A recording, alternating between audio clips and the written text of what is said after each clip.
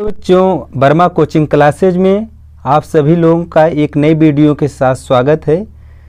हम पिछले वीडियो में आप लोगों को जो था पाचन ग्रंथियों के विषय में अध्ययन करा रहे थे, जिसमें दो पाचन ग्रंथियों के विषय में अध्ययन करा चुके थे। एक पाचन ग्रंथ था लीवर, दूसरी पाचन ग्रंथ लार ग्रंथियाँ। अब इस बार हम जो है अग्नाशय के विषय में आप लोगों को अध्ययन कराएंगे। अग्नाशय जो होती है यह हमारे शरीर की दूसरी सबसे बड़ी पाचन ग्रंथ होती है। इसे हम क्या कहते हैं? मिश्रित ग्रंथ भी कहते हैं। कौन सी ग्रंथ कहते हैं? मिश्रित ग्रंथ भी कहते हैं। क्यों मिश्रित ग्रंथ कहा जाता है? इसका कारण क्या है? यह बाह्य स्रावी के रूप में विभिन्न प्रकार के एंजाइमों का स्रावण करती है तथा अंतःस्रावी के रूप में विभिन्न प्रकार के हार्मोन्स का स्रावण करती है। इसीलिए अग्नाशय को हम क्या कहते हैं? मिश्रित ग्रंथ कहते हैं। तो यह जो है दूसरी सबसे बड़ी पाचन ग्रंथ होती है। अग्नाशय की बाह्य स्रावी ग्रंथियों के अंतर्गत क्या क्या आता है इसका देखिए, हम बता रहे हैं। अग्नाशय के बाह्य स्रावी ग्रंथियों के अंतर्गत विभिन्न प्रकार के एंजाइम आते हैं। सबसे पहला एंजाइम कौन सा होता है? ट्रिप्सिन। और दूसरा कौन सा है? काइमोट्रिप्सिन। पहला एंजाइम कौन सा है? ट्रिप्सिन है। दूसरा एंजाइम कौन सा है? काइमोट्रिप्सिन। यह कैसा एंजाइम है? प्रोटीन पाचक एंजाइम है। कैसा एंजाइम है? प्रोटीन पाचक एंजाइम। उसके बाद क्या आता है? लाइपेज। इसे हम क्या कहते हैं? वसा पाचक एंजाइम कहते हैं। इसके बाद फिर क्या आता है? Sucrose, maltase. एक कैसा एंजाइम है? कार्बोहाइड्रेट पाचक एंजाइम होता है। ये तो बाह्य स्रावी ग्रंथियों के अंतर्गत आया। इसमें आपको क्वेश्चन पूछा सकता है, किन्हीं दो प्रोटीन पाचक एंजाइमों का नाम बताइए, किसी एक वसा पाचक एंजाइम का नाम बताइए, किसी दो कार्बोहाइड्रेट पाचक एंजाइम का नाम बताइए। देखिए, तो जो पाचक एंजाइम होते हैं आप लोगों को मालूम है, एक मुख में स्रावित होता है जिसका नाम टाइलिन एमाइलेज होता है। इसके बाद जो हमारा अमाशय होता है, अमाशय में पेप्सिन प्रोटीन पाचक एंजाइम और HCl का स्रावण होता है जो जठर रस के रूप में। इसके बाद जो हमारा छोटी आंत है उसी में ये सब एंजाइमों का स्रावण होता है और यही पाचक का अंतिम स्थल होता है।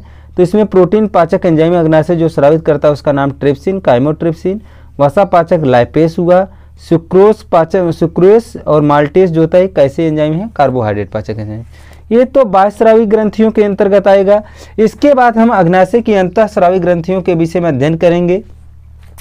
देखिए मित्रों, अग्नाशय की लैंगरहंस की दीपिकाओं में 3 प्रकार की कोशिकाएं पाई जाती हैं। सबसे पहली कोशिका का क्या नाम होता है? Alpha cell. कौन सा सेल होता है? Alpha cell. यह किस हार्मोन्स का स्रावण करता है? ग्लूकेगान हार्मोन्स का स्रावण करता है। दूसरी कोशिका कौन सी होती है? Beta cell. यह किस हार्मोन्स का स्रावण करती है? इंसुलिन हार्मोन्स का स्रावण करती है। तीसरी कोशिका कौन सी होती है? Gamma cell. यह कौन सा हार्मोन्स का स्रावण करती है? सोमैटोस्टोमैटिन नामक हार्मोन्स का स्रावण करती है। तो अगर आपको एक चीज़ और बता दें जानकारी के लिए, यह तो बीटा सेल जब इंसुलिन हार्मोन्स का स्रावण करना बंद कर देती हैं तो उससे हमको कौन सा रोग हो जाता है? जब बीटा सेल इंसुलिन हार्मोन्स का स्रावण करना बंद कर देंगी तो उससे जो हो जाता है डायबिटीज यानी मधुमेह अर्थात शुगर नामक रोग हो जाता है। तो आज हम आप लोगों को जो है तीनों प्रकार की पाचन ग्रंथियों के विषय में अध्ययन करा चुके हैं। इसके बाद आता है दंत क्षरण। दंत क्षरण होता क्या? दांतों के विषय में हम बता रहे हैं। दंत क्षरण इनेमल जो होता है, हमारे शरीर का सबसे कठोरतम पदार्थ कौन सा होता है? इनेमल होता है। और इनेमल तथा डेंटिन होता है। इनेमल हमारे शरीर का सबसे कठोरतम पदार्थ होता है।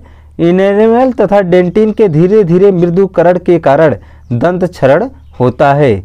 इसमें जब जो शर्करा जो होती है हमारे दांतों पर क्रिया करने लगती है, इससे काफ़ी बैक्टीरिया उत्पन्न होने लगते हैं और मुख का pH मान भी कम हो जाता है और धीरे धीरे वो दंत क्षरण होने का कारण बन जाता है। आगे क्या है? दंत विन्यास। क्या है? दंत विन्यास। दंत विन्यास क्या होता है? दंत विन्यास मनुष्य के मुख में दांतों का एक निश्चित क्रम में लगना क्या कहलाता है? दंत विन्यास कहलाता है। बच्चों का इसमें देखिए दंत विन्यास में बच्चों का एक दंतसूत्र होता है जिसे क्षीर दंतसूत्र कहते हैं। छोटे बच्चों का देखिए दांत तो 4 पर इंसाइजर, कैनाइन, प्रीमोलर, मोलर, जिसको हम क्या कहते हैं? कृंतक, रदनक, अग्रचवर्णक, चवर्णक। तो 2 जोड़ी कृंतक होते हैं, 1 जोड़ी रदनक होते हैं। अगर चवर्णक अनुपस्थित होता है चवर्णक 2 जोड़ी होता है। और नीचे भी वही उसी प्रकार से होगा, 2 जोड़ी जो होगा कृंतक होगा, 1 जोड़ी रदनक होगा। अगर चवर्णक अनुपस्थित होगा चवर्णक 2 उपस्थित होगा। तो ये मत सोचिएगा इनको जोड़ेंगे 5/5। ये मत सोचिएगा कि आप जो है गणित लगा रहे हैं 5/5 को काटोगे तो 1 आएगा, बट ये नहीं है। इसका हमारा लिखने का तात्पर्य है कि जो दांत ऊपर है उसको लिखें और जो नीचे है उसको लिखे हैं। यानी 2 जोड़ी इंसाइजर ऊपर है, 1 जोड़ी कैनाइन ऊपर है, प्री मोलर अनुपस्थित है, मोलर 2 जोड़ी, टोटल कितना हुआ 5 हुआ। इसी प्रकार से 5 जोड़ी नीचे हो गया, टोटल कितनी जोड़ी हुआ 10, 10 गुणे 2 बराबर 20। ठीक, इसके बाद आता है वयस्कों का दंत सूत्र। वयस्कों का दंत सूत्र जो होता है एक कृंतक, रदनक, अग्र चवर्णक, चवर्णक 4 प्रकार के इसमें भी होंगे। कृंतक 2 जोड़ी होगा, रदनक 1 जोड़ी होगा, अग्र चवर्णक 2 जोड़ी होगा, चवर्णक कितना होगा 3 जोड़ी होगा। टोटल जोड़ेंगे कितना हो गया 8 जोड़ी ऊपर हो गया, 8 जोड़ी नीचे हो गया, तो बराबर कितना होगा 16 गुणे 2 बराबर कितना हुआ 32। ये किसका दंत सूत्र है, वयस्कों का दंत सूत्र है, जो कि हम लोगों का दंत सूत्र है। देखिए मित्रों, ये ऐसा है कि जो हमारा लास्ट जोड़ी का मोलर दंत है, चवाड़क दंत है, ये 17 से 24 वर्ष की उम्र में निकलता है, जब तक हमारी बुद्धि का भी विकास हो जाता है। इसीलिए इसे बुद्धि दंत भी कहा जाता है या विजडम टीथ भी कहता है। कुछ लोगों को निकलने में इसमें दर्द भी होता है। इसके बाद आपको हम बता दें, दांत 4 प्रकार के होते हैं, कृंतक, रदनक, अग्र चवर्णक, चवर्णक। तो मित्रों, हम लगभग जो था पाचन क्या है, पाचन तंत्र का सचित्र वर्णन, पाचन ग्रंथियां क्या है, दांत क्या होता है, इन सब का संपूर्ण अध्ययन करा चुके हैं। तो अगले वीडियो में हम आप लोगों को एनसीईआरटी बुक में स्थित जो है क्वेश्चनों के विषय में आप लोग को अध्ययन कराएंगे। तो धन्यवाद।